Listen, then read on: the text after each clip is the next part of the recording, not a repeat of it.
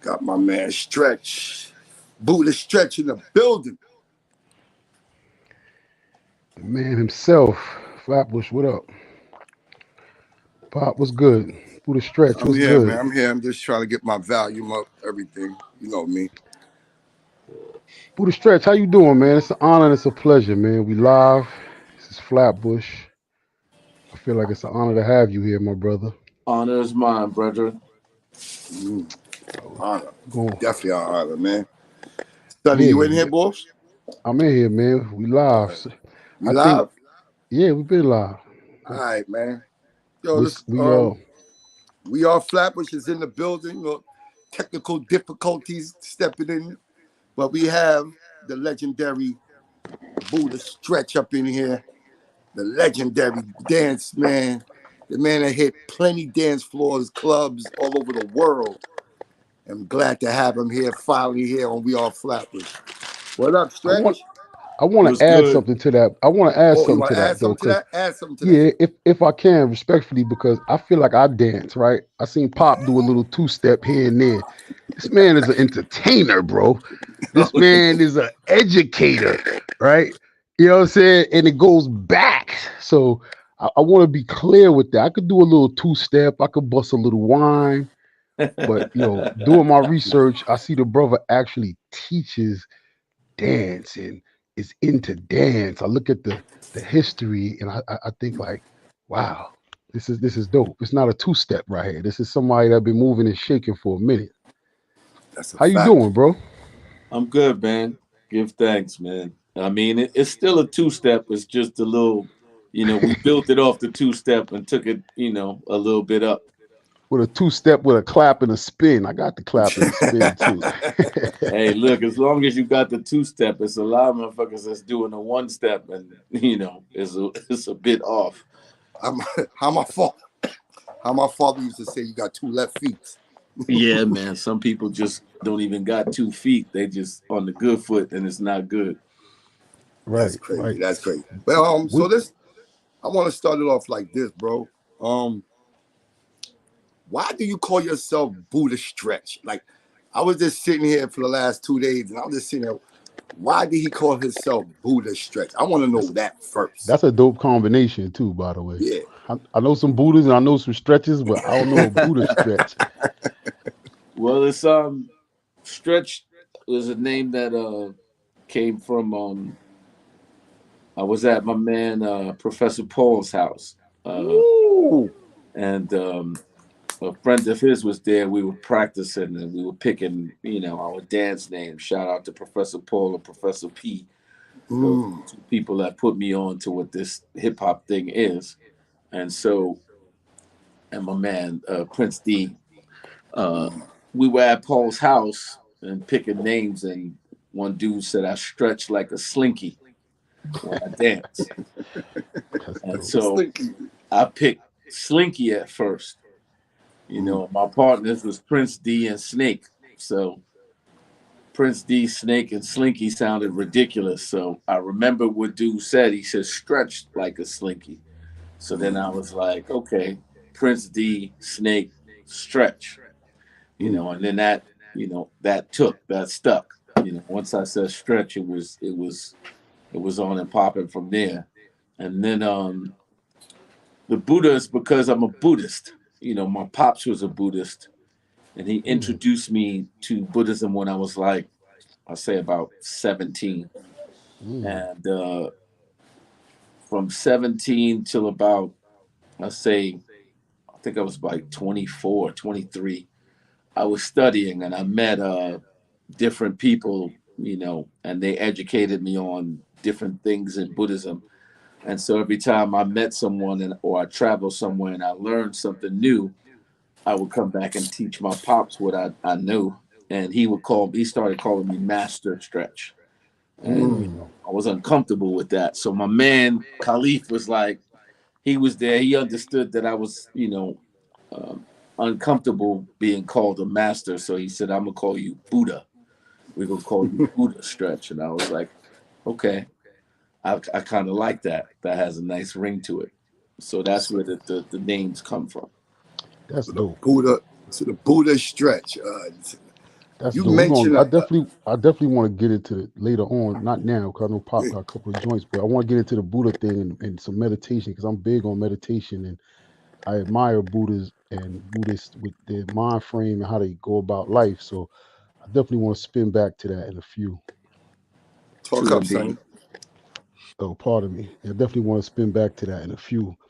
What year you talking about when you came up with this name at the crib when y'all was coming up with names? Oh well, let me see. The name thing with at Professor Pro P's Queer, I think that's like 1983. Oh, That's Yeah, perfect. 1982, 83. It's been a minute. And then That's about a decade, the Buddha thing is 1993.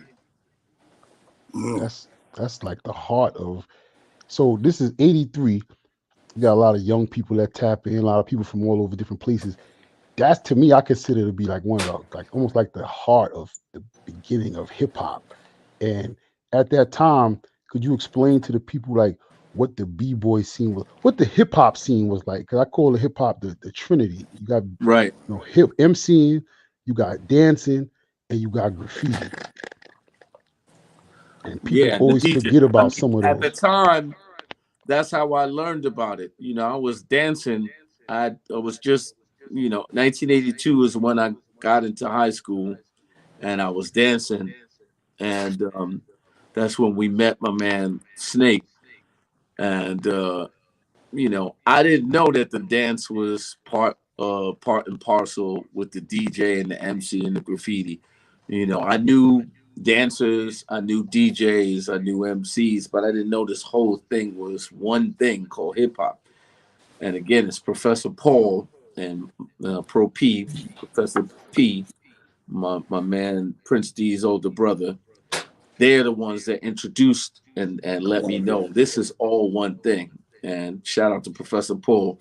He also um was the first one to take me to the Deuce. We went to see the kung fu flicks, and Hmm. he was the one that they were the two that let me know that okay, this whole thing is called hip hop. It's all one thing, And then at that time when we got into the dance, we got into the culture of it because you didn't dance without the DJ. It was no music, that's a fact. And if you was taking part in the culture, you took part in every part of the culture. So, when I met up with people that wrote graffiti and they tag in their name, I drew. I was an art student in school, so I had to learn how to tag my name. And that became part and parcel of the process. Wherever I went, we put up the tag. You put up your Yeah, name, your crew name, everything. And then like as I try to teach my students, the culture was at that time you did everything. You didn't do one thing. that's a You fact. got if you was into the culture, you dabbled in all of the culture. You just wasn't stuck in one part. And Mm, what these kids don't know now is, we party. That's where the culture comes from. that's a fact. They don't know what that means. They don't know how to party. Mm. Right. I wanted to piggyback off of what you just said earlier. I mean, not earlier, Mm. but you just said. You said two things that I like to talk about. Um, you said Professor Paul. That's one of my Right. big homies in the hood. He's a Professor Paul. As you say, Professor Paul's name, I just sat back and I'm like, damn, there's a lot of brothers came through Paul. Like, I Yeah, didn't know man. you came through Paul. I Yes, know sir. Roger came through Paul. That Yep. DJ Majesty. Some other DJ cats in the Majesty. industry. So, like, tell me something about Professor Paul because I know about him. I want you to explain to people about Professor Paul. Man, we used to practice at Paul's crib. You know what I'm saying? Mm. He was one of the first cats that I knew of that could, that was DJing that could cut and scratch and Nasty. mix.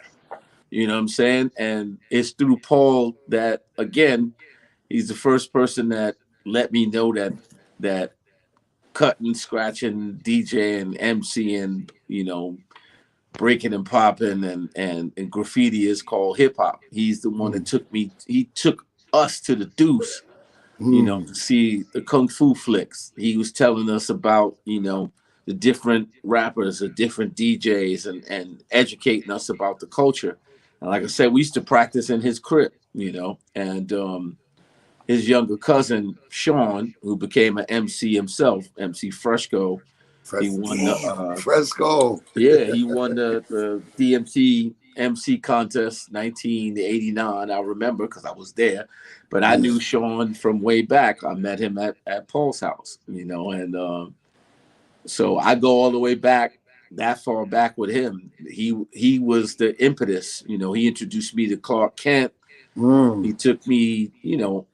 That was my Paul was the my Paul's mentor and that guy. instructor for the whole hip hop experience. Without Paul, I'm not doing this. So I Salute. always shout him and Professor P, my man Pierre, my bro Danny Prince D. That was his older brother. Okay. And they was the two professors. They were in separate crews when we first started, and then they got down together. But we used to practice in his house. I know the big homie. I know him very well. Very, very, very, very talented on the turntables. Very talented. Sir. You also said high school, and you mentioned Paul, the high school. What high school you went to? Because I know Paul lived in the Flatbush area too. And what part of Flatbush you from? So I used to live. Listen, I done lived everywhere in Flatbush. Okay. When I was really young, we lived on in East Flatbush on Lenox Road and was it 53rd. I lived on Hawthorne and Flatbush. I lived on Hawthorne and Nostrand. I lived on Flatbush and Farragut. I lived on Avenue D and 21st Street. I lived on Beverly Road and East 18th Street. I lived on, the thing about it is my mother's family is from the South. My father's family is from Panama. So, if I wasn't at my mom's crib, I was at my pop's crib. So my pops lived in Flatbush all over the place. And my mom's and her family moved from Flatbush to Bed-Stuy and Crown Heights back and forth. So I basically lived most of my life in Flatbush. My sisters was born in Kings County. My oldest daughter was born in Kings County. So I'm born and bred Flatbush. You know what I'm Flatbush saying? all I day, grew man. up all over Flatbush. You lived around Flatbush, so I'm Yeah, definitely man. you're a real That's what I Flatbush try to area. explain to people when they talk about Flatbush, man. I lived all over. I used to live on what is it? Woodruff and Ocean Avenue. You know what I'm saying? I used to go to, I used to go to Park Circle roller skating rink as the mob heads would say. That's where I made my bones at. So I lived all over Flatbush my whole life.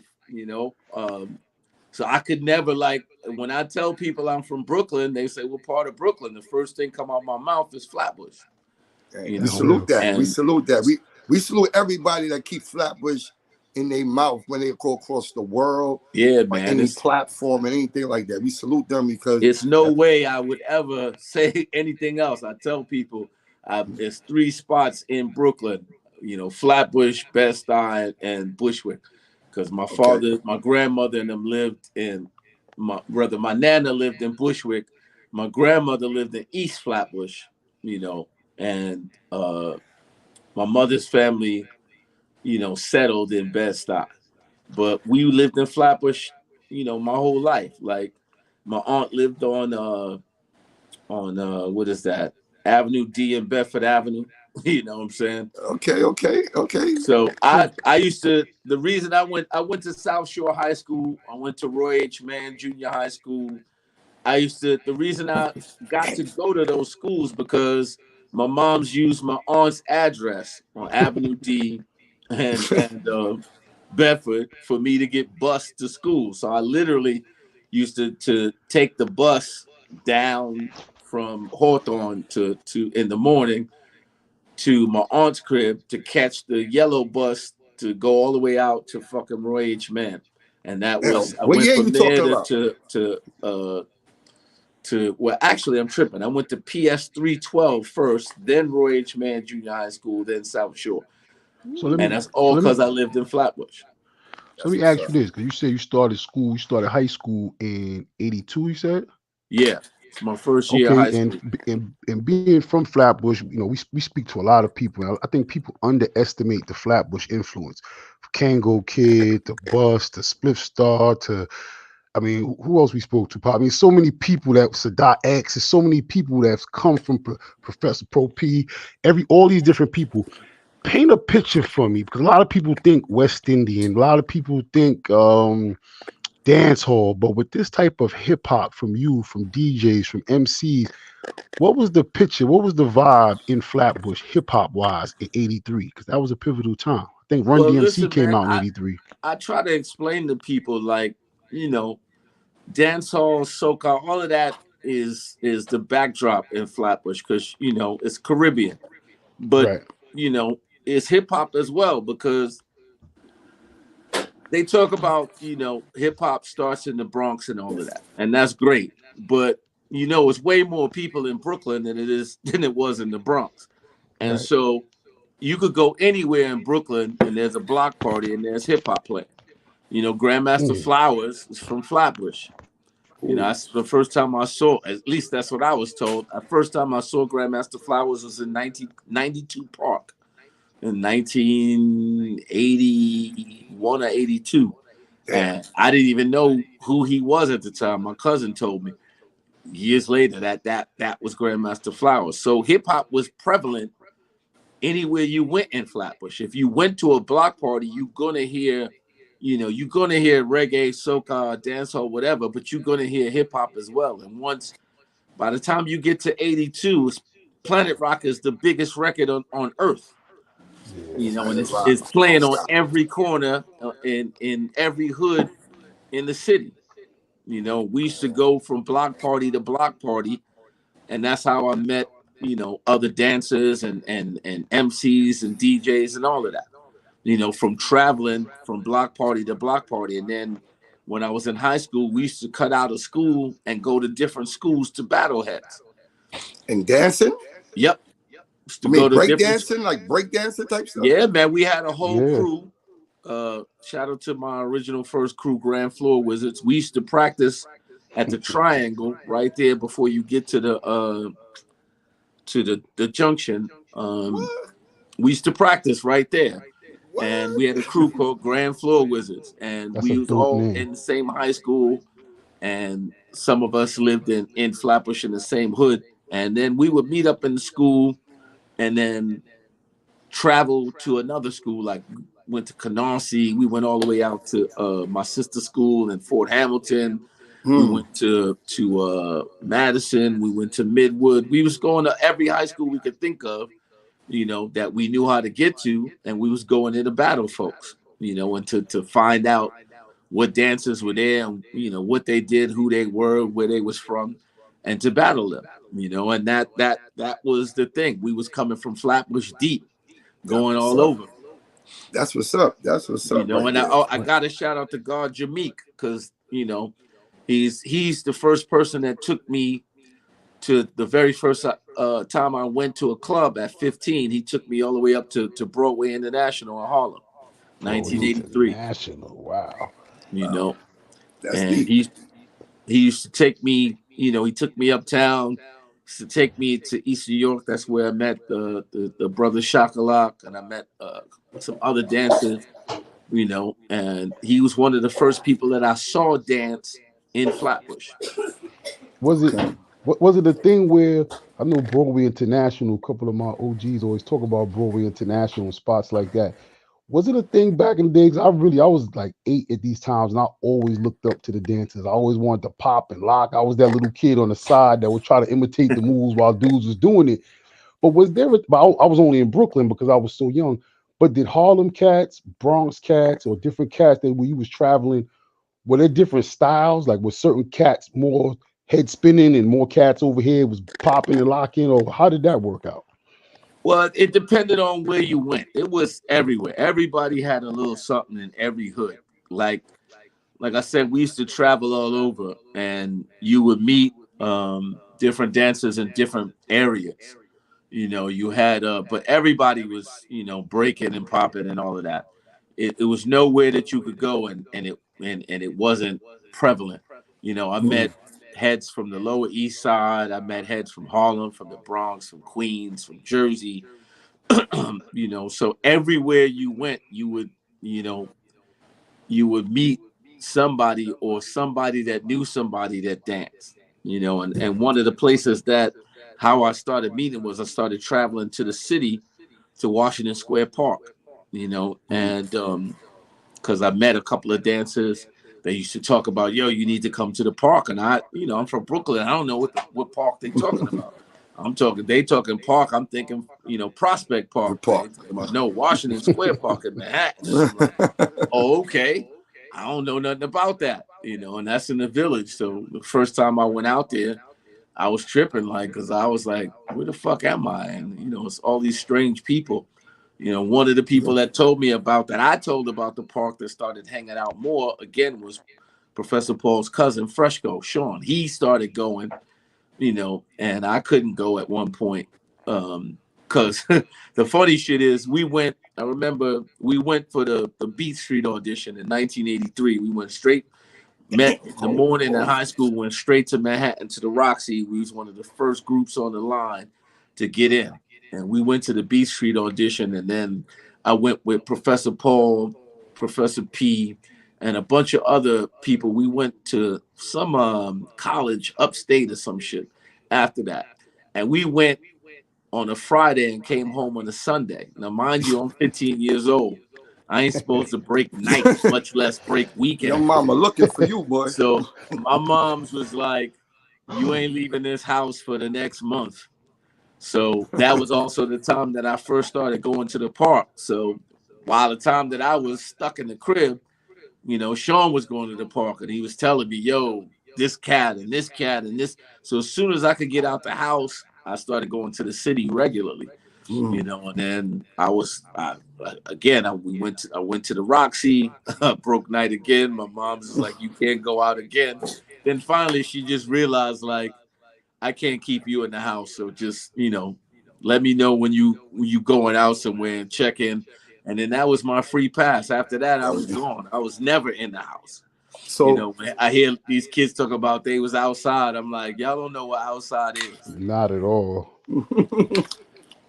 so when you was outside in these clubs, right? Not even the clubs, when you said you was going to the parks and meeting these new dancers, was y'all like, were they creating groups in these new dance? Matter of fact, before I get to that point, I heard that you was part of a group called IOU. Yeah, And well, that group, tell the people who's in that group. first and foremost, my crew was before that crew. And everybody gets us mixed up because we dance in the same, you know, we dance in the same club in the same circles. But shout out to IOU. You know, if you know anything about Big Daddy Kane, he had two dancers, Scoob and Scrap. Scoob is from IOU. You know what I'm saying? If you know about MOP, you know, the third member of MOP is Lazy Lays. Lazy Lays was a dancer from the IOU dancers. Right. Man, Mike Swift, my man Muhammad, you know, my man Reg. There's a lot of dancers. We all started together in a club called Union Square. You know, 14th Street. My crew was called the JAC Dancers. We were named after the promoters of the club. These cats called John, Andre, and Chris. They were former dancers as well. And so my man Tron, who's from Coney Island, came up with the you know, using those initials as our crew. It was he took JAC and said just another crew. You know, and then we had our manager, God bless the dead, Micheal. She turned it from just another crew to Jack of all crafts. And we was the first crew to dance in Union Square. They hired us to perform as the opening act for all of the rappers there. You know, all of the rappers that they booked, they booked us to open up for them to get the crowd hype. And then IOU formed right after we did. And we was all in Union Square together along with another crew that don't get enough recognition. It was an all-female crew called Nonstop with hi-hat, swatch, and Little Bit. Again, Little Bit and hi-hat became, and it still is, Missy Elliott's choreographer. And she's, again, from Flatbush. You know what I'm saying? We, when people talk about the dance and stuff, I always try to explain to them like, we was in the clubs, but Flatbush was deep in the clubs, and we have deep roots in this. And, if you want to give credit for, the dance, freestyle hip hop, you got to give credit to Flatbush because it's a ton of us that was from Flatbush. Shout out to my man Trini. Used to live on Church and 21st, dance with Salt and Pepper. Used to be in Union Okay. Square, was in my crew also.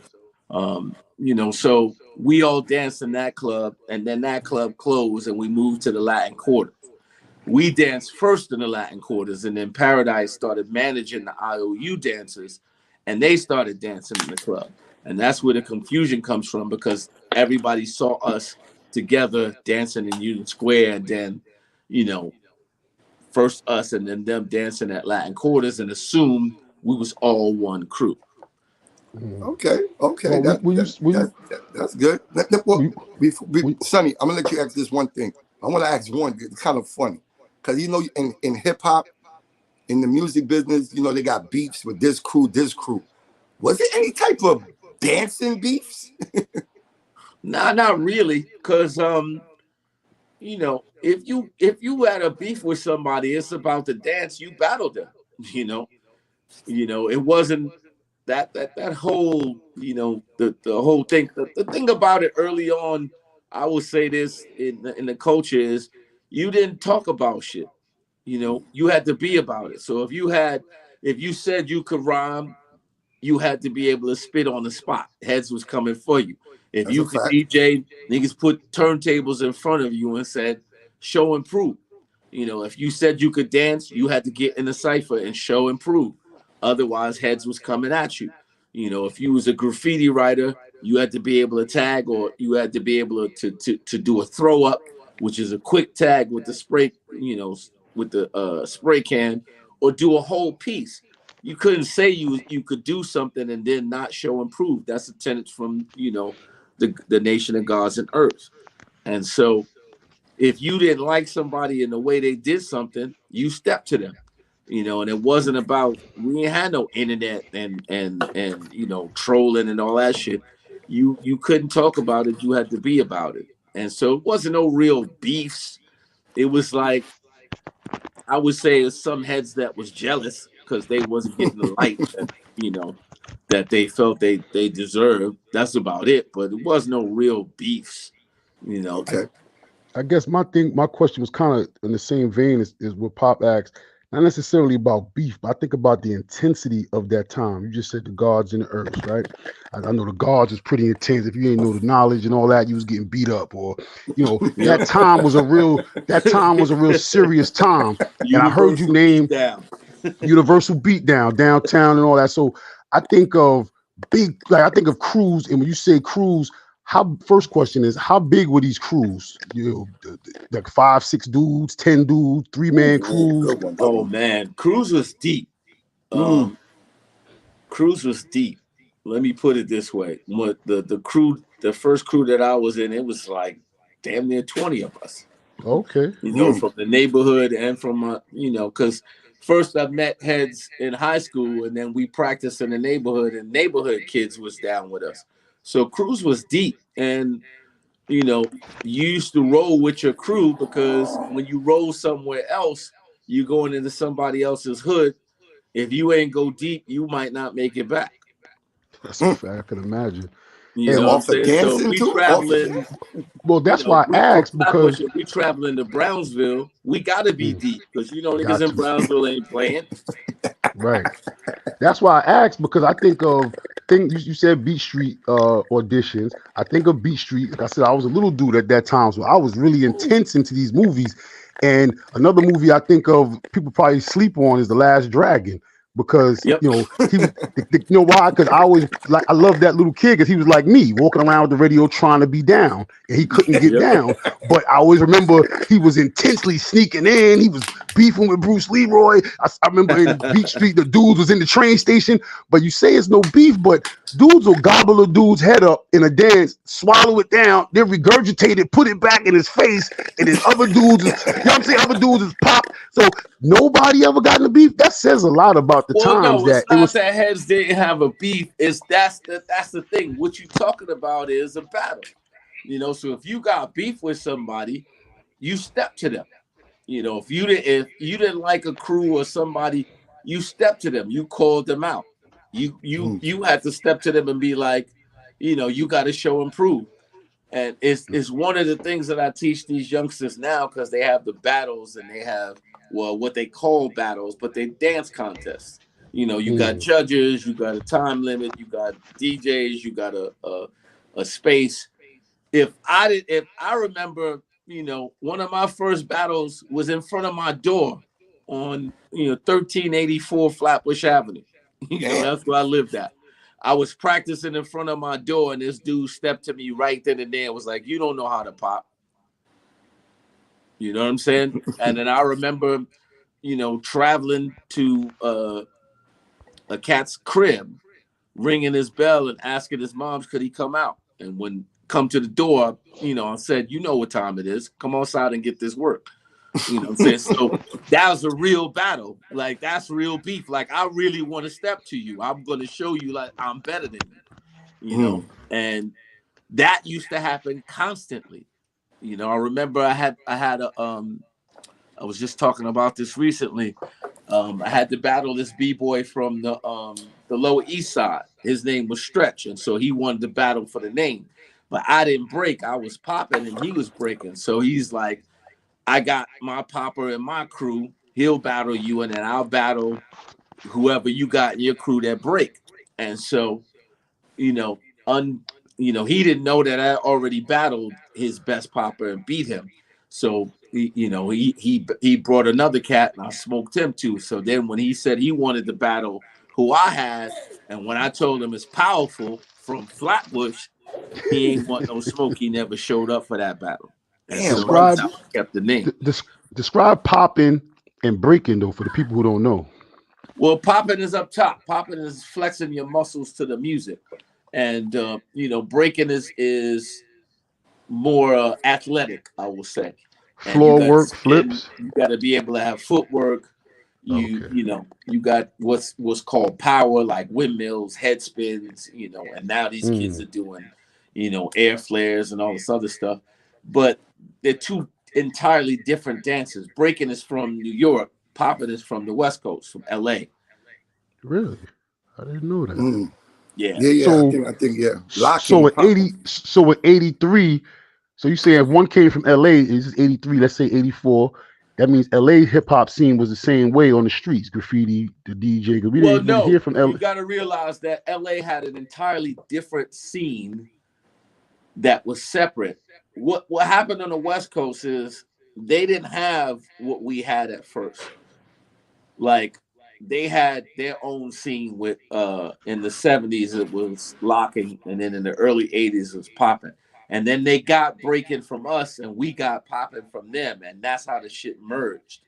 When Okay. hip hop came out there, they got into it, and then they had their dance, and that came to New York in the late 70s also. So you had a mixture of things, but they two separate things because they wasn't doing graffiti and stuff out there until they got hip hop in the early 80s. Mm. But they was doing the popping and locking thing from the 70s. So the two crossed over because it's black people. So everybody got family in the South, and so that was the focal point.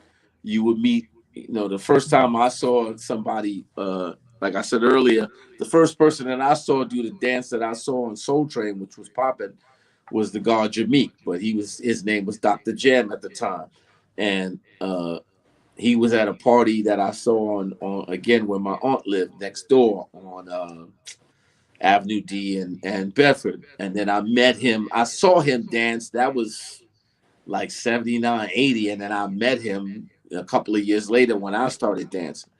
And then I met a couple of other cats, and they told me about cats that they met that were from the West Coast.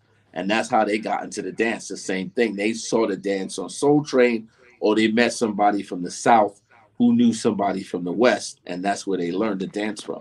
And it's the same thing when you travel to the West. They learned about breaking from somebody from the South or from the East that came to the West Coast, and they had, they had the hip hop tapes of, like, Cold Crush and Grandmaster Flash, and the Force MCs before there was the Force MDs. So those tapes and stuff came out there, and that's how they got into the whole rap and DJ thing, and into breaking. So it was basically a crossover of the two, but they're two separate things, two separate histories. Before Pop, after Pop got a question, I just want to paint a picture for the people. We're talking about a time where there's no internet. We're Yep. talking about a time before you could get clout and battle somebody and everybody goes viral.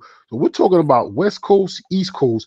We're talking about a time of payphones and no cell phones. So this you can't even really bite somebody's moves. You Nope. can't really even. You gotta be in the crib on like one of the weekends where your mom put you on punishment for a month for breaking day for the weekend, Yep. and you just practice in the hallway. Hard. And the dudes in the West Coast is practicing and popping. So I think that's amazing because I think of West Coast, I think of Easy in them when they kick down the door. I don't Yep. think of 83 and them being a part of that. So I think that that's really says a lot about the times and how communication travel and how word of mouth and different things in the culture just travel without all the things that we have now. I think that's amazing. Yeah, man. Magazines. The crazy shit is, Magazines. like, if you listen to the Triple OG Ice T, he'll tell you he was one of the first ones out there, that was, a part of the culture. He knew about, that's how he got into rapping and dancing and all of that. That's how he got out of the life, as he calls it. And he's the blueprint for Easy E and all of them, and he was born here in Jersey, and then he got sent to the West Coast, but I it's see. always been, a crossover because, black people travel. When I was young, we traveled south to see my mother's family almost every summer or every other summer, or we would travel way south to see my father's family in Panama. And all of the people that I know from back then, it's the same thing. You always met cousins from afar, and they brought, their culture from what part of, wherever they lived at from to you, and you learned something from them, Yeah, you and learn they took something some new. of New York back with them to wherever they was from.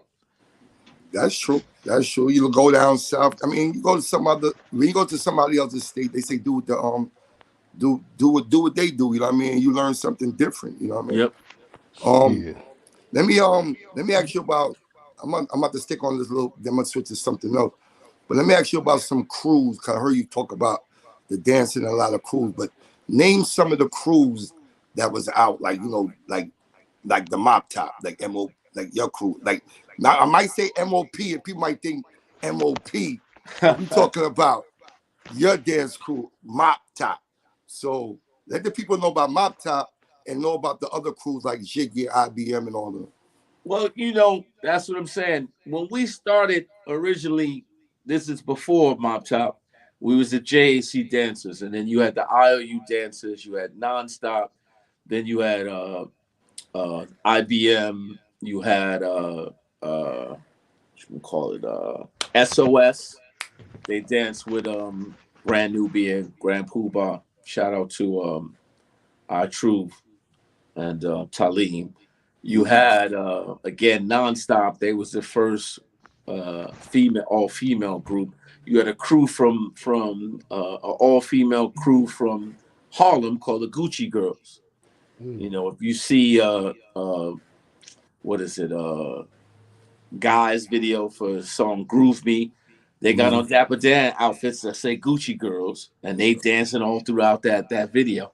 They was in Dougie Fresh's video with us. They was doing their thing back then also. And then Okay. you had crews from other places like again, how the dance that we did, this is just hip hop, spread to the West Coast is because Mhm. you had, we went on when my man Cliff Love he was on tour with Houdini and brought me out. Right. And I was then, just about to ask you that. yeah, he introduced me to some brothers from the West Coast called the Soul Brothers. And Mm. they came to New York and brought all of what they learned back to the West Coast. Then you Okay. had, the brother Devon Styler, who was again from New York. He moved to the West Coast and he brought all of what we was doing with him. So Mm. you had this crossover, and that's how, they ended up doing stuff that we did, and we ended up picking up on things that they did, Big. and this was happening everywhere. You know what I'm Mm. saying? And but those are some of the main crews from back Truth. then. And then this is the 80s. We ain't even get to the 90s yet. Because a lot of people think what we was doing in the 90s was brand new, but that's all stuff that we was already doing in the Doing it. 80s. It just became more popular in the 90s. Yeah, by the time the '90s came, it was a whole different look. We already had Soul Train and Beat Street and the linoleum on the floor. Remember the linoleum or the cardboard dudes would pull Yep. up with a cardboard? Did the linoleum really help? 'Cause I used to always see that and be like, Well, you got to realize that cardboard is cardboard. That should get wet. It's useless. Linoleum isn't. You know what I'm saying? Linoleum is linoleum. You spill something on it, that should roll right off. Roll right on. And right. then it's not it's a non-adhesive surface, so you could spit on it better. Okay. Yeah, Mm. yeah, you You could know, definitely. I did my breakdancing back in the days. You know what I mean? I had my burgundy windbreaker. Put them in the pouch. You put it in the pouch. In the pouch. Remember the pouch? Yeah, you Oh got to put it in man. the pouch. You know what I mean?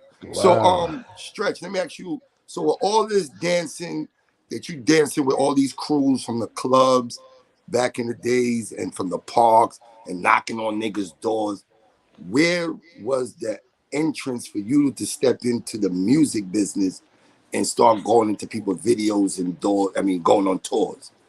well, that's what I'm saying. There's two different eras that I'm talking about. The early '80s is the breakdancing era.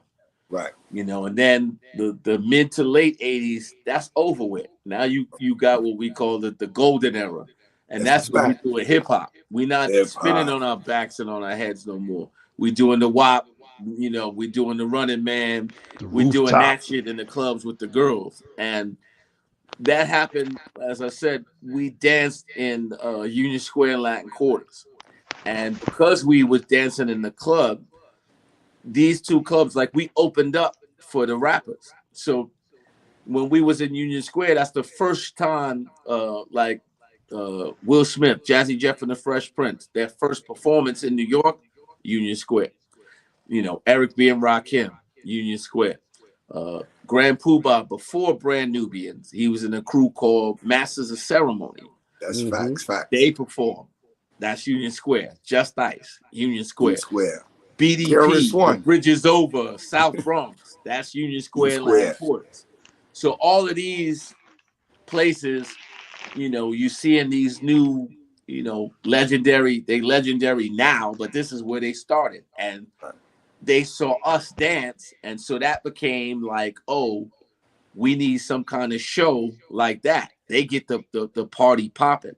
And what happened was we was doing the shows in the club, and then they started asking us to do music videos or do stage shows. The first time that I worked with an artist was for 1986 with Joski Love, the Pee Wee dance, brand new dance called the You Pee. Pee Wee Herman. Dun, I dun, dun, did this dun, dun, whole dun, show dun. for that.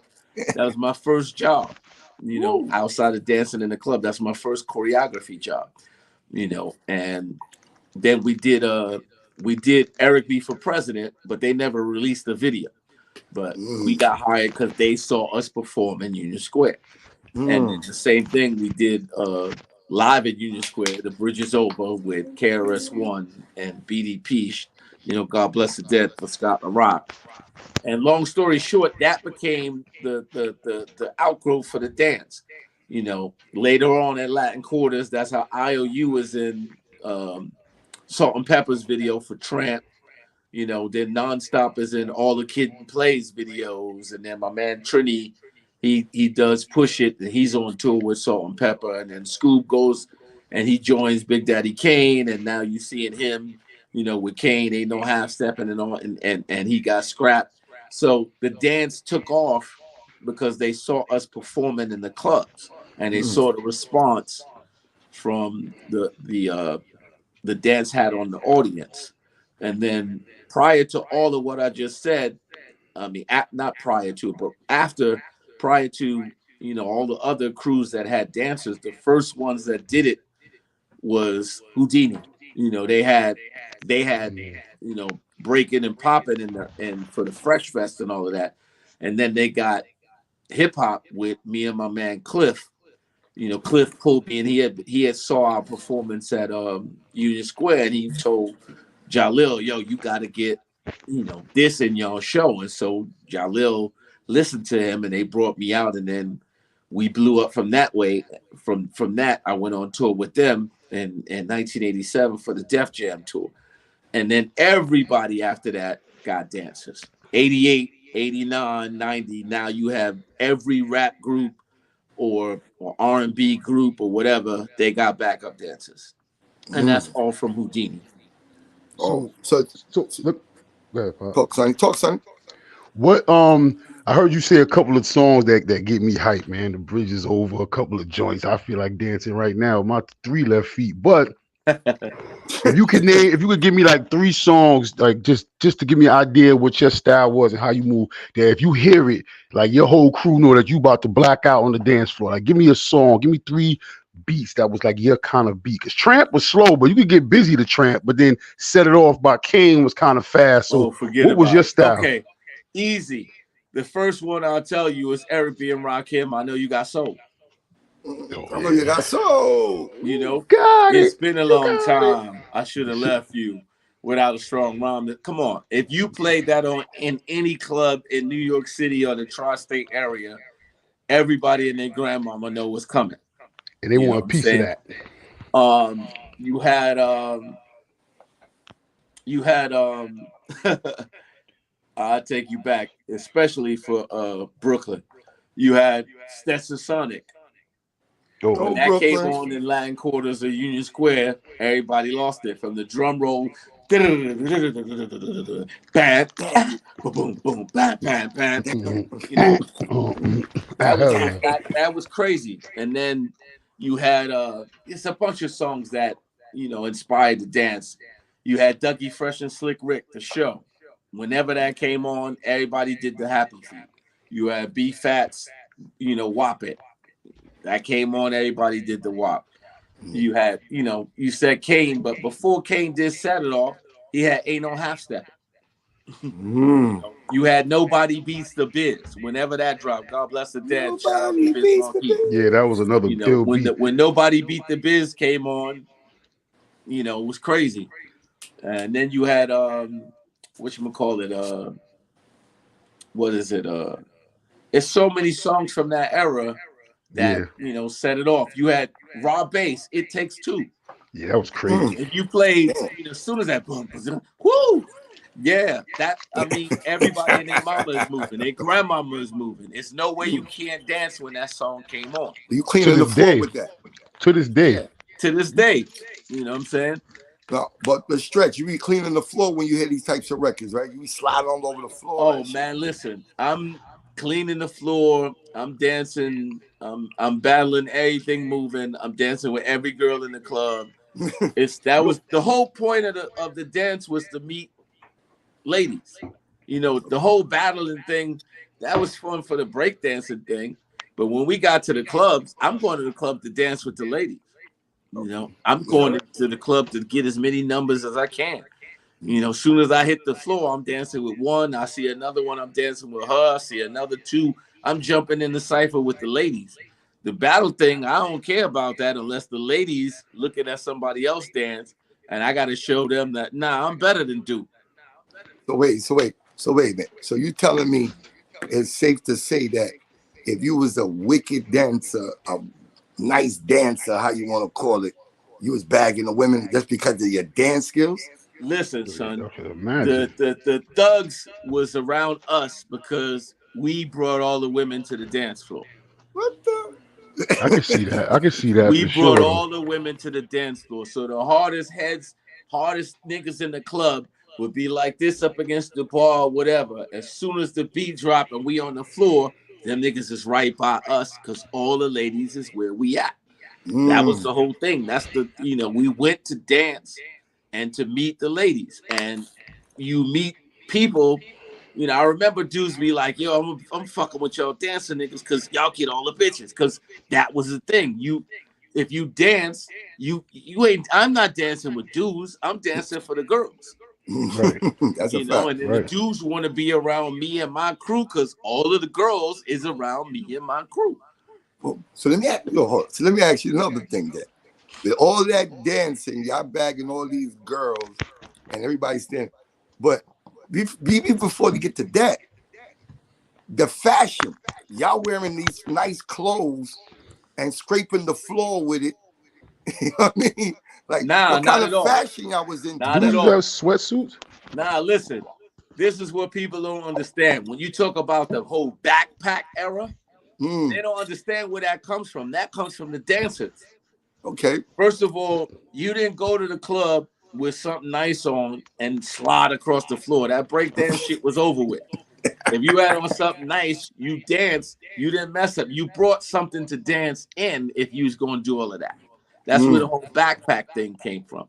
And okay. also, if you wanted, like if you went to a regular club, you could get in with whatever you had on. But if you went to, some adult shit like Studio 54 or, what's the name of that joint? The Red Parrot or something like that, you had to Mm, dress up. And if you dress it up and you go on a dance, ain't nobody trying to slide on the floor and they in hard bottoms and church shoes. right. So you brought a change of clothes in the backpack. You brought some fly shit to dance in. You change to your dance shit. You dance all night, and then you go and you change back to your dry shit because you dancing, you getting sweaty and Yeah, nasty. I was about to He say said that. the In the dry. He said the wintertime, you dry ain't I'm trying about to shit. to go say. outside sweaty and nasty. You So gonna wait, catch hold on. pneumonia. So wait, hold So on, hold that's on. where the whole backpack thing came up. You knew who was a dancer because they had a backpack on their back. So hold up. Like my grandmother would say, man. So after you sweating, after you dancing and change your clothes, you taking a horse bath in the bathroom or something? You just take a little Nigga, wiper? hell yeah. You go to the bathroom, you washing down and you changing your clothes. If you didn't, you was stinking on the way home and You wasn't niggas is gonna close the bagging on deal. you. Yeah, you wasn't gonna close the deal with whatever Nah, female you was dancing with if you ain't had the nobody funky. trying to see you sweaty and nasty. Girls just gave you their number and then you coming out. Nah, that's not gonna work. That never worked. You know what I'm saying? We had to change your clothes. Oh We my brought gosh. stuff to dance in. Mm. So You know, so so since we coming up through the times, Holy right? We shit, that shit made mentioned me laugh. we mentioned Beat Street, we mentioned Last Dragon, and then you said Guy, right? So I'm hearing different genres now, right? The girl cruise. What influence or what was it like when Fame came out? Like we're not gonna mention Fame because Fame was a big dance show. oh Was man, that This nigga go. listen, Fame. I tell people this all the time. Fame is responsible. Debbie Allen is responsible for me knowing how to teach the dance. I thought I about didn't that when I know. saw your bio. Yeah, man. When I used to watch Fame all the time, and I learned how to count from watching Debbie Allen. You with know what the I'm saying? That's with the how stick.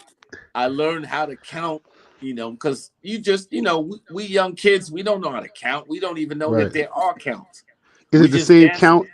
Is it the same count as in a song? Like Yeah, one, that's what two, I'm three, saying. Like same when Debbie Allen would teach, that's where the whole 5, 6, 7, 8 come. seven. Right, right. You gotta count people in. You gotta count to keep in the music. So she was the one that I learned from watching Fame.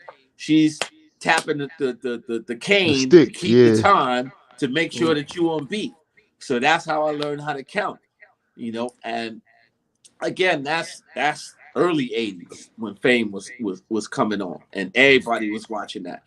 I don't know, when people talk about watching TV, I tell them all the time, there's only a couple of shows that for me that were, what is the word? They were really like really super important in my growth as a dancer. Soul Train being number one. Excuse me. What's happening with With rerun. Hey, hey, rerun hey. number two? Um, what's the Shields and Yarnell number three, and Fame number four. You Yeah, know, Fame was you great. talking late '70s, early '80s. That's what I watched, and that's what shaped me wanting to, me wanting to be a dancer. But it's no way that uh, I would I would even understand what I was doing if I didn't watch Debbie Allen, because she put, she's a teacher on the show. She's showing you what you need to do for this to be for you to get across. And the show is based in reality because they're supposed to be at what is it, LaGuardia High School. LaGuardia, I yep. thought I thought I thought it was the other high school, something with arts. It's Yeah, yeah, it's supposed to LaGuardia be LaGuardia High School. It's the high of school of the arts. performing Okay. arts, yeah. High School And of the Performing Arts. That's and, LaGuardia High School. Oh, I And and the know. the funny thing is, I know mad people that went to LaGuardia High School and didn't know that Fame was based on that until afterwards. Ooh, yeah, that's a me fact. either. I remember that, yeah. That was the But Performing Arts High School. That's what the show is based in. Is they once they you got to realize originally that school wasn't integrated, and then they integrated it, and then you get this influx of Black and Latino youth, and we bring in what we got into it, and that's where Debbie Allen comes in, because she's like, I know what these kids need, and she's showing the white folks in there in the establishment like, you need Leroy because he's the Mm. baddest motherfucker on the block. I was about to say she bought the ballet person, the street b-boy. She bought the classical dancer, this trained Yeah, one man, she here, put it all and it was together. yeah, and Leroy. And the yeah, funny shit is, that's real. She really does that. She has her own academy, Debbie Allen's dance academy. It's called short Dada for short. And that's what Mm. she does in her dance academy. They learn dance from across the board. Mm. That's great. I never knew that part right there. I mean, Yeah, we watch man. Fame like crazy, but just the essence of it, how you talking about it now, I'm looking at it kind of, it got me thinking about it totally different. You Yeah, know what when I I mean? say who the GOAT is for me, as far as dance, is Debbie Allen. Mm. Having met and worked with her for real, I know how that what she was doing in Fame is not an act. That's who she She is. is. nah, she gets She's busy, really yeah. about that life. Yeah, Um, she definitely gets I want busy. to ask you about, I want to throw this name out to you and tell me what it means to you, this name, Keto. Oh, my brother, China boy. We miss you, brethren. Yeah, man. That's Tell the people Keto about keto. represents Tell people the about rawest keto, man. form of the dance, the absolute rawest form of the dance. China boy again from Brooklyn.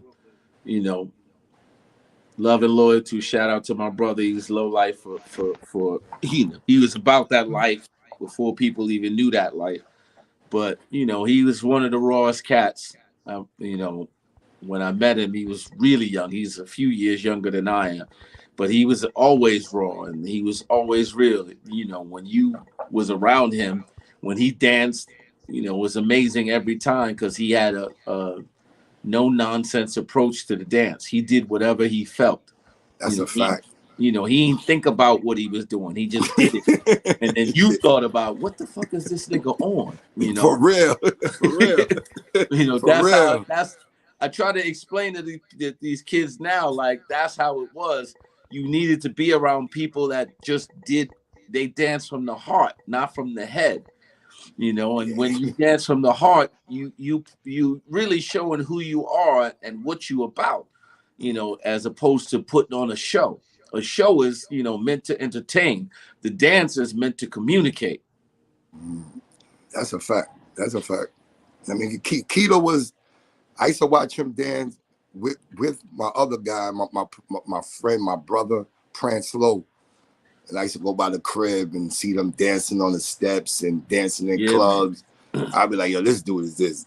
Like you said, it's like he had a careless, it wasn't nothing from the head. It was coming from like his, I can't even describe it. Like, you know what I mean? The Yeah, boy was man. this, I'm going to post it on We Are Flat, but the boy was Yeah, this. man.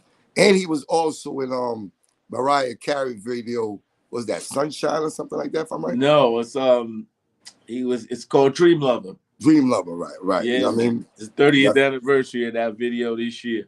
And she just put in the summertime she made a short documentary on the making of that. And you could see Keto all up in and out, in and out. Word? I didn't even know that part. I didn't know that part. She loved Keto. You know what I'm saying? She loved Keto. She loved Rubber Band. Shout out to Rubber Band. Just text me Yeah, too. man. Shout out to my brothers from the Misfits. Shout out to Prince Low, flyest nigga on earth, and the whole Jiggy squad. From Brooklyn and Harlem. Represent. Toss it up, Jiggy. Yeah, man. That he talking about Jiggy, the rap group and dance group. Yeah, man. I mean, that's the thing people don't understand is from back then. Jiggy was one of the first ones to show the dance and MCing and dancing go hand to hand easily. With the fashion. And they brought out, they represent multiple aspects of the culture, as people say, the four elements. Well, they had a DJ, but they definitely had the MC, the fashion, and the dance. That's a fact. And it was easy, and they made it look easy. Acceptable. They made it acceptable.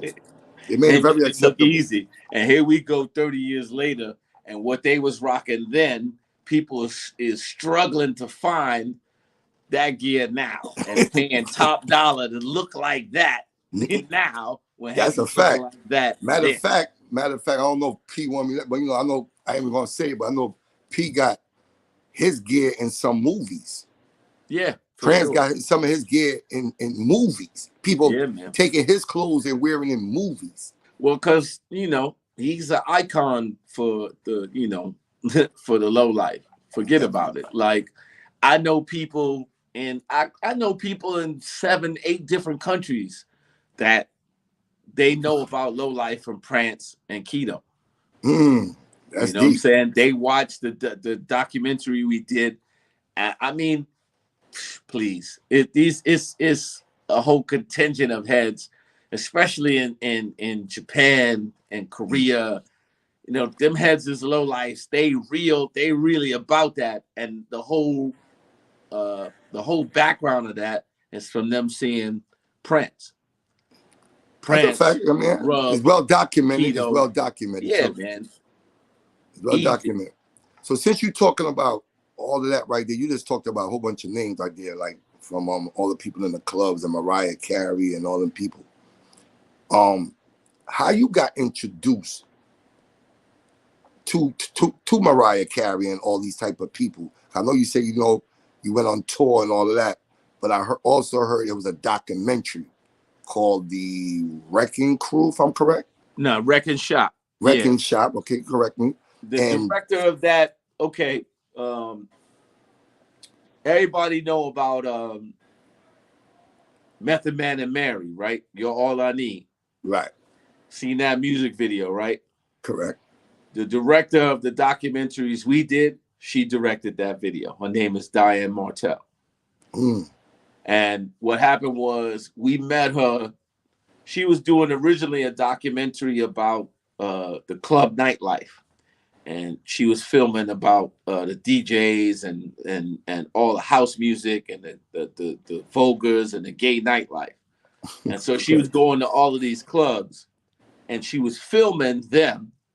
But every club she went to, she saw us. Oh. And so she was like, well, who are these dudes? And what are they doing? What is this? And so she met my man Ejo, and she loved the way that he danced. And so he told her, you got to meet the rest of my crew. And he introduced her to me and to others. And then she filmed a documentary. It's called House of Trey. She filmed that documentary. And the first half of that documentary is about us dancing in the club, and you'll see all of the people that was in the clubs at the time. Like, it's funny, in that documentary, you'll see Fredro Starr on Sticky Fingers because they was in the club dancing with us.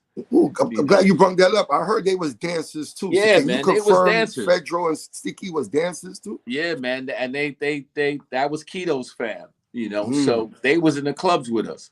You'll see if you watch that documentary. It's called House of Trey. It's on YouTube. She shot that, and then she liked it, but she shot. It's like a 30-minute documentary. The first half of the documentary is about us dancing in the club and about the dance, and then the next half is about Vogue and the different houses and the history of the dance and the music.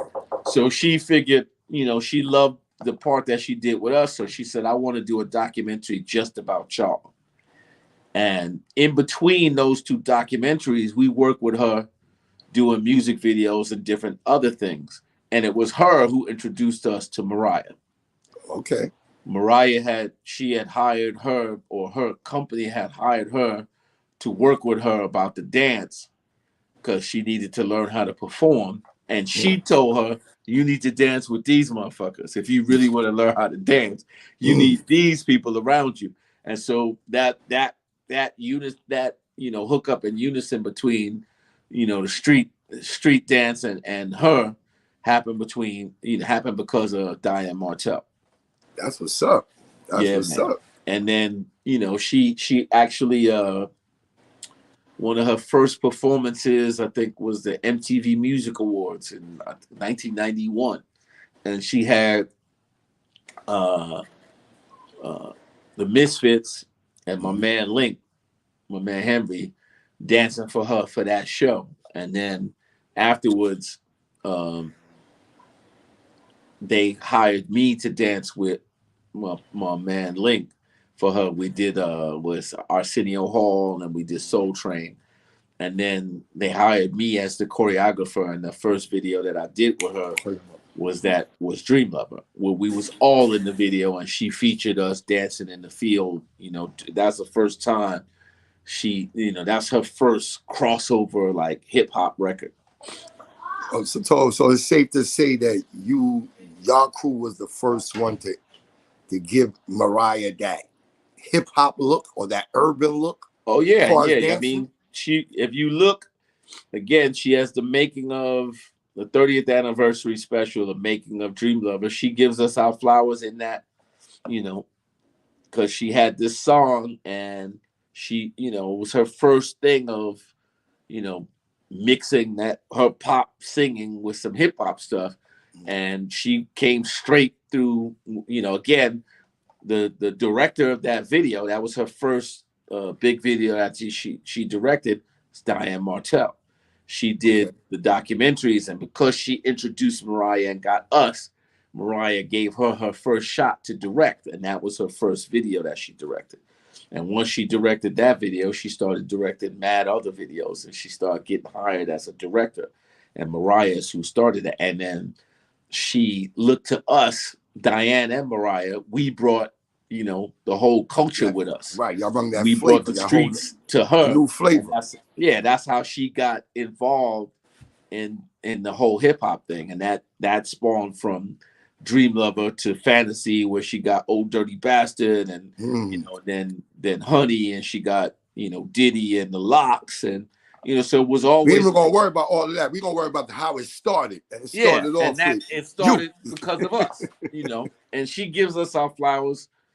She's done it in interviews. She tells people because we was with her. We worked with her for like 15 years, damn near. 15 years. Yeah, man. One of her first videos Diane did with her was, I think it was Someday. That's 1990 and 1990. Yeah, 1990 to almost 15 years. So 1990 to 2003. That's 13 years. Oh, that's a lot of years. That's dancing for one person. You know what I mean? Yeah, man. We did a bunch of stuff with her. That's a lot of years. The checks had to be good too.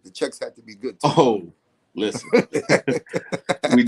we did you know, I did 4 tours with her. My crewmates did 5 tours with her. So, you know, we was the blueprint for all of that. And that's what's up.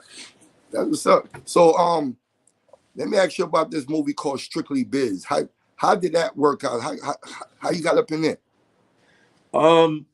Strictly Business, to be correct. Shout out to the director, who was a person that I met early on. His name was Rolando Hudson, and we had worked with him.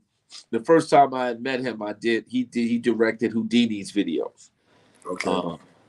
And that's how I met him. And he was one of the first directors to start directing hip hop videos on a regular. And so I met him when we did Houdini's videos, and then I hooked up with him. After that, he was doing a video for what's the name? Jody Watley featuring Eric B. and Rakim. The song is called Friends.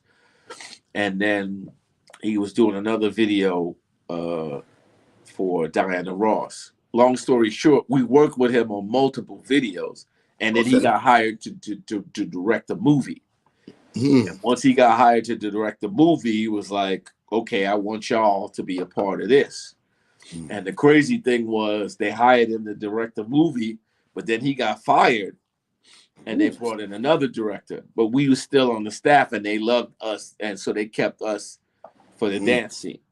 Okay, that's what's up. Yeah, it's because we made the connection with him early on. And we worked with him on multiple videos that when he moved to do movies, he brought us along. I want to let the people know, because I know I said Strictly Business, and people, if the people do not know, let the people know who was in that movie, because we talking. Well, Strictly Business probably is saying, the like, first, who the hell are they talking about? First solo starring role for Miss Halle Berry, and first solo starring role for Tommy Davidson of in Living Color fame. You know, and that what was your scene? Both of their careers in movies. What was your scene? Describe your scene to the people with Halle Berry. Well, the thing about it is, go Google it today. Her character was Natalie. She was supposed to be, what they would call now, what do you call it? What's the word? An influencer. She was an influencer and club promoter back then in the movie, her character. And so she was in the clubs and promoting. She knew everybody and she could dance. And so they hired me and my crew to do the dance scene with her in the film. And I literally had to work with her for like a month to shoot that one scene. I had to teach her how to move and how to dance. Whoa. If people, please Google this scene. You had to work a whole month with Halle Berry on this scene. Oh my God. Salute to you. She didn't, it was her first active role where it was, she was a starring role. And the funny thing is originally she wasn't cast originally for that role. What's her name? The dark-skinned sister from House Party was. They originally cast her for that. And then I don't know what happened, but they broke her out and they put Halle Berry in. And when they put Halle Berry in, she didn't know how to dance and all that, because she wasn't really in the culture like that. So we had to teach her how to move, and I had to work with her first, just me and her, for about a month, and then for that scene with the crew we had to practice that scene for like almost 2 weeks, and then we shot it, and it made her look like she was about look that real life good. at the clubs, and she was an influencer. It looked real good. It looked real good. Yeah, man. And we had a good time shooting it. Yeah, good time shooting. So let's talk about, since we are Mariah Carey, Halle Berry, let's talk about the great the man, the legend, the star, Michael Jackson. Tell us that. I want to hear that phone call that you got for you, and for you to go there to do that and meeting Michael and doing that.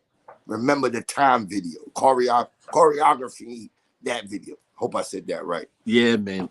Shout out to Fatima Robinson. That came about because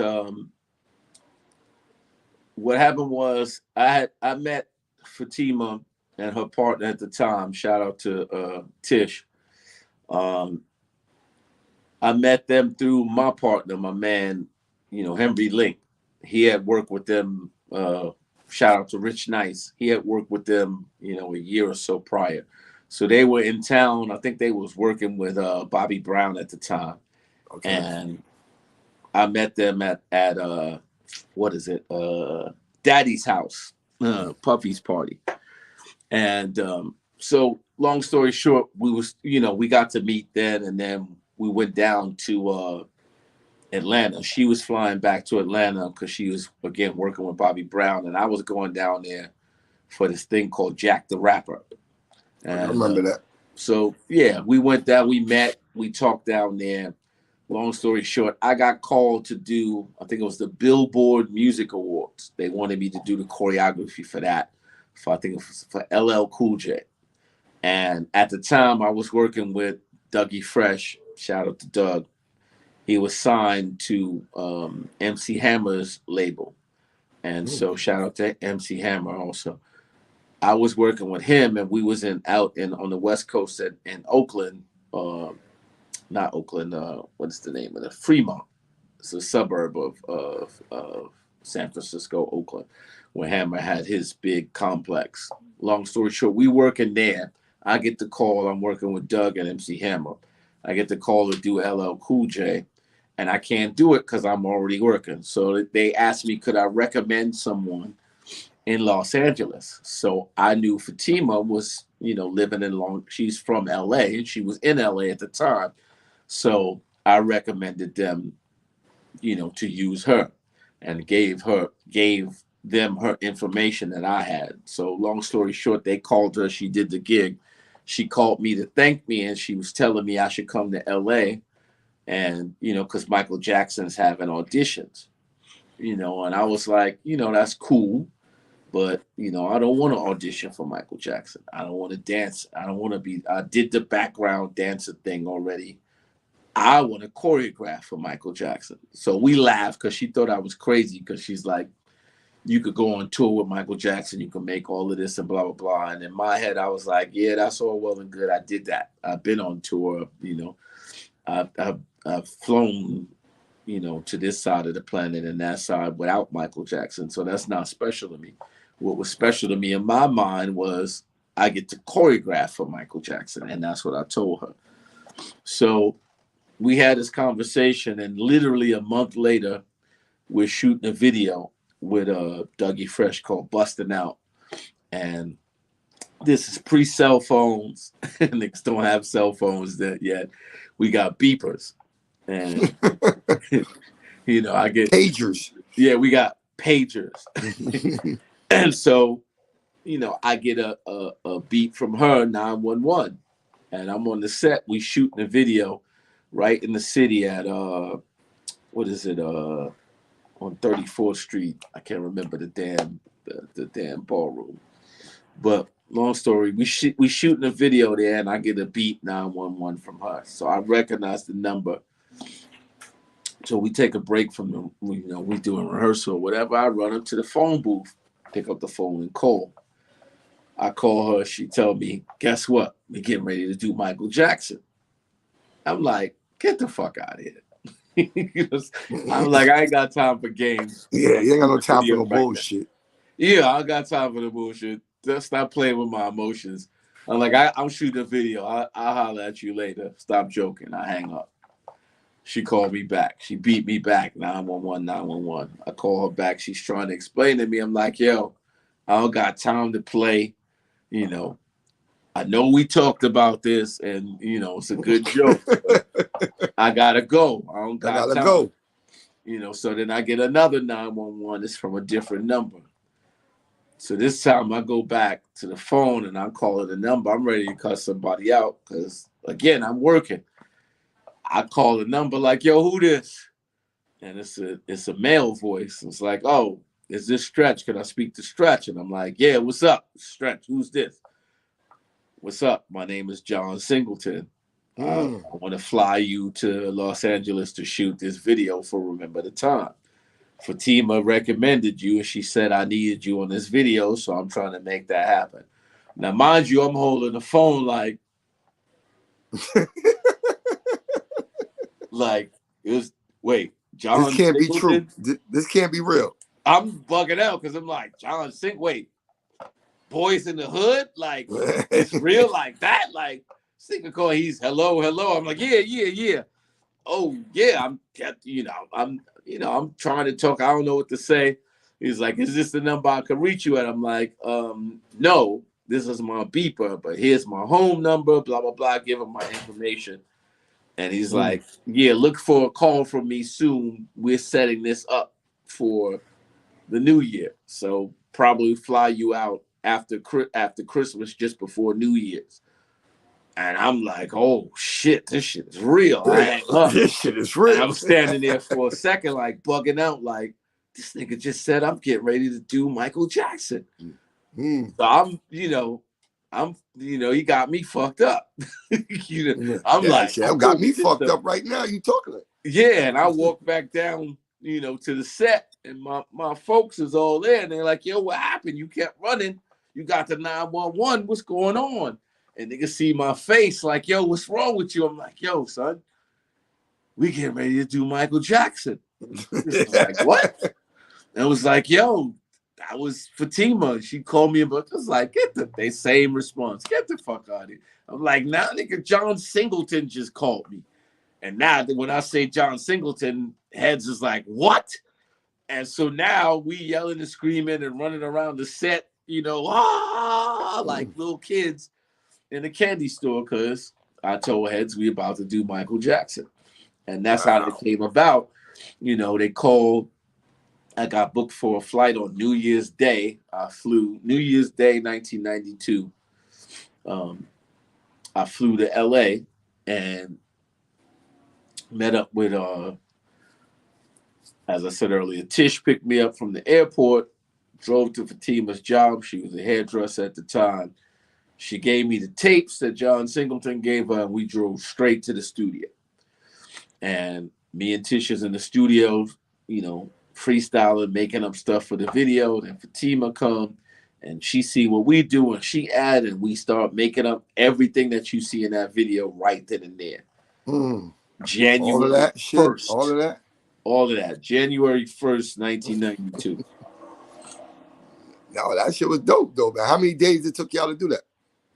A month. We did the audition January 2nd. We had the call back, I think it was January 4th, and we have rehearsals from January 4th all the way through the first 2 weeks till like January 20th, something like that.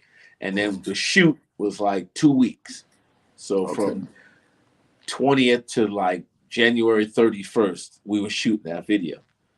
And in between that time, Michael got sick. So a bunch of stuff that we were supposed to be doing for the video never got shot. That video would have been even better if we got to do those things. But we shot all the way up until literally January 31st, 30th, 31st, something like that.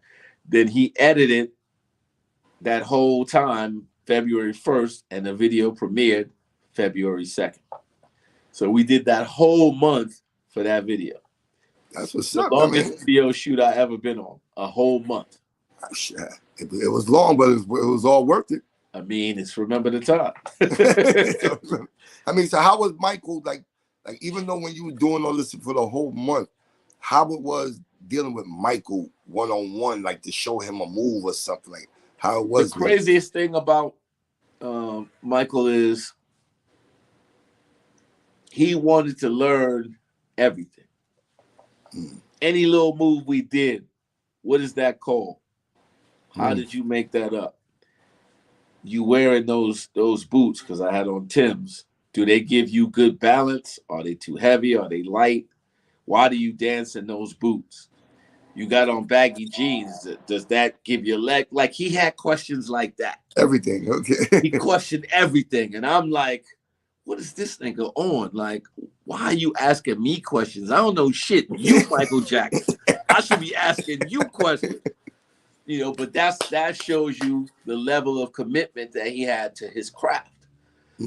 For me especially, in the crew, we looked at it like, if he's on it like this, it's not a game. He on his shit. He on his shit. He already a multi-millionaire, damn near billionaire. He don't got to be doing this shit like this. He don't got to go hard like this, but he's going hard.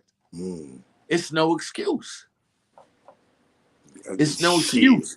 And it tells you, like, if you want to not get to that level, but get to that level and stay at that level, you got to be committed to your craft. You got to be responsible for what for what you're doing, because nothing stays the same. Everything changes. You got to reinvent. You can't adapt to that. Reinvent yourself all the time.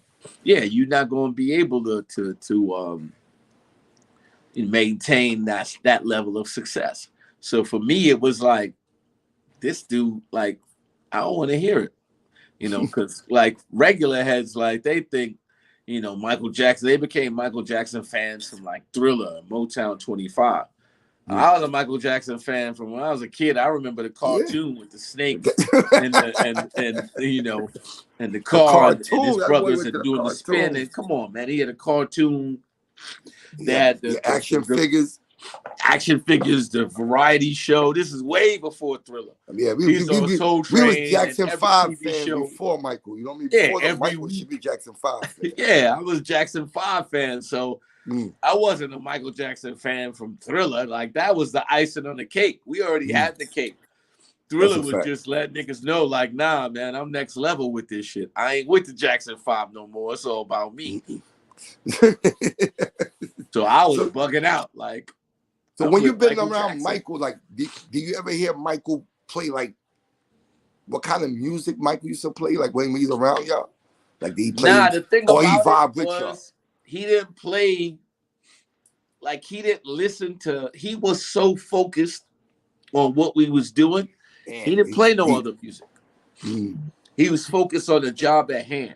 Only thing that he played that I heard of his music was other songs that he had done with Teddy Riley.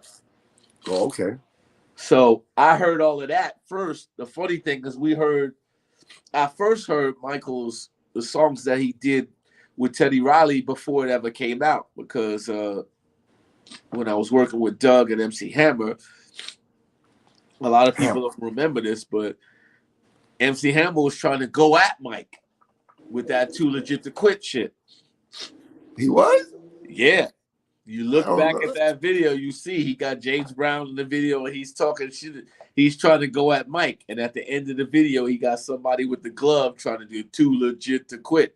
And so his whole promotion and idea back then was he was trying to go at Mike, to challenge Mike to be like show for show and blah, blah, blah. He thought that was a good idea. Yeah, no, it wasn't. So me and Doug was like, how Richard Pryor said, "Nah, that nigga's crazy." So we was like, "Yo, you wildin'." But him and his brother had a copy of Michael's album before it came out, and so they played all of the songs that Teddy Riley did. So I heard all of this stuff before everybody else, and before I got the job, I already knew about how good the music was because Hammer had it, and they didn't like any of the songs that he did. Except Remember the Time. Ooh. They thought all the other songs that Teddy did sounded like, like stuff that he did with Guy or whatever. But they said so it wasn't when they played Mike's Remember shit. the Time, they was like, now this right here is fire. And I Okay. was laughing because I'm like, nigga, all of that shit is fire. What are y'all talking Yeah, you about? sitting back like, yo, this shit is fire. These niggas is like, nah, this shit's garbage. We gonna throw Yep. this out. I was You like, yo, crazy. y'all are wildin'. But for me, I laughed because that was the spirit preparing me. That's how I looked at it, because the one song that they thought was good was Remember the Time, which ended up being the song that I did after working with them. I ended up doing the choreography for. So that's the only time you ever worked with Mike? That was the I left worked first? with him again. We did his concert in DC for 9/11. Okay. You know, when he had the special concert, he brought Mariah down. I was working with Mariah at the time. We had done I think it was a VH1 Fashion Awards. Okay. It's October or something like that. October or November 2001. This is not long after 9/11. He was doing a special concert, and he brought Mariah down to perform, and I did, the choreography and staging for her. And then we all had to be on the stage with him. And so I got to, work with him for that concert again. But that was the only other time. Okay.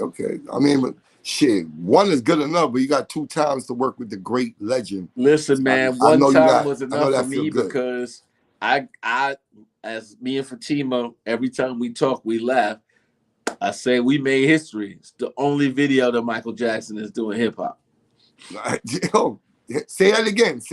The only video Michael Jackson is doing hip hop in, and it's the only video he'll ever be doing hip hop in. And who put that together? And where you from? Flatbush, don't get it twisted. The funny thing is, it's me and my man. Shout out to my brother, Loose Joint. He's a Flatbush head too. He's from Flatbush too. He moved to the city, but I know him from Flatbush. We met and we was both raised in Flatbush. So when we was doing that video, we was representing Flatbush. Okay. Before I want to salute to you, because we had you on the platform. We got you on the platform. And the story that you gave us tonight was some ill shit. You know what I mean? I don't think people understand that what you went through and what you have done and collaborated towards the hip hop culture was very big from them times to now. And we salute you. We all Flatbush definitely salute you. Sonny, Face, Popeye, we salute you for your part in the hip hop culture and in the dancing culture. You know what I'm saying? And matter of fact, I got another question to ask you because somebody just texted me that one. You lit up the Empire State Building for the 50-year anniversary earlier this year. Can you talk about that quick before we get Shout out out of here? to Prince Low, my God, my G. They were having this celebration, on the 50th anniversary of hip hop, and it was through I think it's called Fashion Forward, and they wanted it to represent the different aspects of the culture, but they wanted to represent about the dance, what's happening in the dance now, not just break dancing and stuff. So they asked Prince, and he was like, you got to get my man, man Stretch. And for me, it was such an honor to be to be blessed to be in the company of people that I came up with. As I said, when we started on this freestyle hip hop journey, one of the first people that I worked with was the God Rakim. So to be honored with him, to be honored with Grand Poobah, to be honored with Roxanne Shante, who I met, God bless the dead, through Biz, the great Biz Marquis, to be honored with Red Alert, who, again, I started my career off in hip hop, freestyle at Union Square Latin Quarters with Red Alert. Red Alert was the resident DJ in both of those places. So to be honored with them, was crazy to me. Like, like to see Rakim and to talk to him. I hadn't seen Rakim since we toured together. Ooh. You know, I toured with him. That was his first tour, my first tour, the Def Jam tour with LL Cool J, Public Enemy, Houdini, Eric B. and Rakim, Stetson Sonic, and I'm forgetting somebody else. That's a tour. Yeah, you know, and that's on that tour. I had already met Rakim because, like I said, I did his first video, and then we hooked up on that tour. And Roxanne Shante came out on that tour for the West Coast end. And I met Kane. Big Daddy Kane was her DJ at the time. He didn't even have a record out yet. Damn. You know, so I met Kane on that tour. As I said, I met Pooh in Union Square. You know, so to be in the same room and to be being honored for representing the culture with these people, you know, I'm still tripping off of that. You know, looking back at the pictures and you know, taking pictures with them, having conversations with them. You know, shout out to again to my man Prince for hooking that up. Shout out to Milk D who walked in the room and showed me love, you know, immediately. You know, it was a trip. I hadn't seen him, you know, since like 87, 88 with MC Light, you know, and you know, so it's still an honor to even, you know, be included in that conversation. I'm still tripping off of that. That's deep. That's deep. I mean, you named some legends there, man. You named some real sincere legends in the game, man. Like I said, it's an honor. Still right here. Oh, look at that. Look at that. Look at that. Look at that, people. Look at right that. Right on my joint. Right here. I just remembered this shit is right behind me. You know? Man. So, you know. Yeah, it's an honor, man. It's an honor to have you on here, man. Is there any last words you want to tell the people before we get out of here out of Flatbush? Yeah, man. I just want people to understand, like, you know, we all come from humble beginnings, you know, and you never forget those beginnings. You know, you don't forget where you're from. You know what I'm saying? Rakim said it ain't where you from, it's where you at. But you can't get to where you at if you don't know where you came from. You know, and for me, Flatbush is, you know, I can't even discuss or put to words how much Flatbush means to me in my life. When anybody that know me know that I talk about Flatbush all the time. You know, I learned 90% of what I know about this game. And like I said earlier, as the mobsters would say, I made my bones in Flatbush. You know what I'm saying?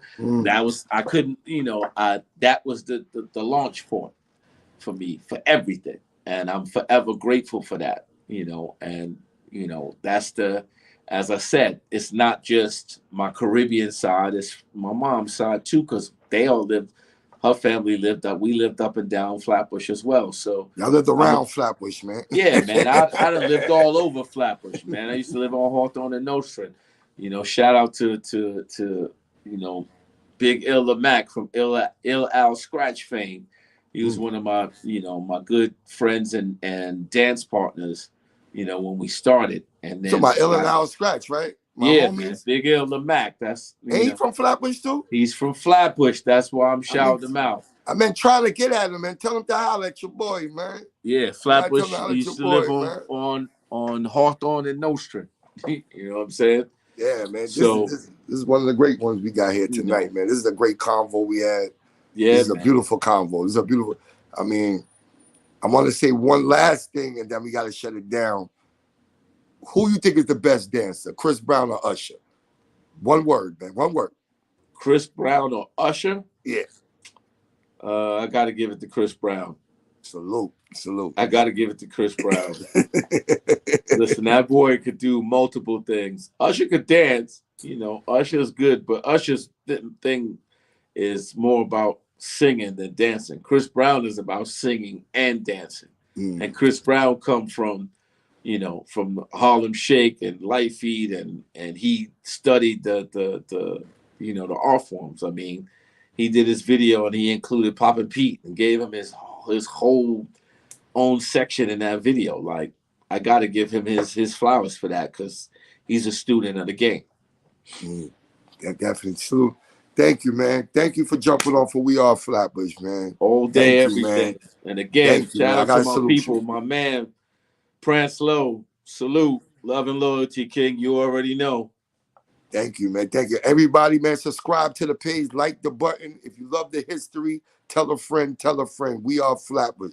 Tap in, circa 19XX Podcast, Industry Hotel, Sunny Winters TV, Jai Ace TV. We are family out here.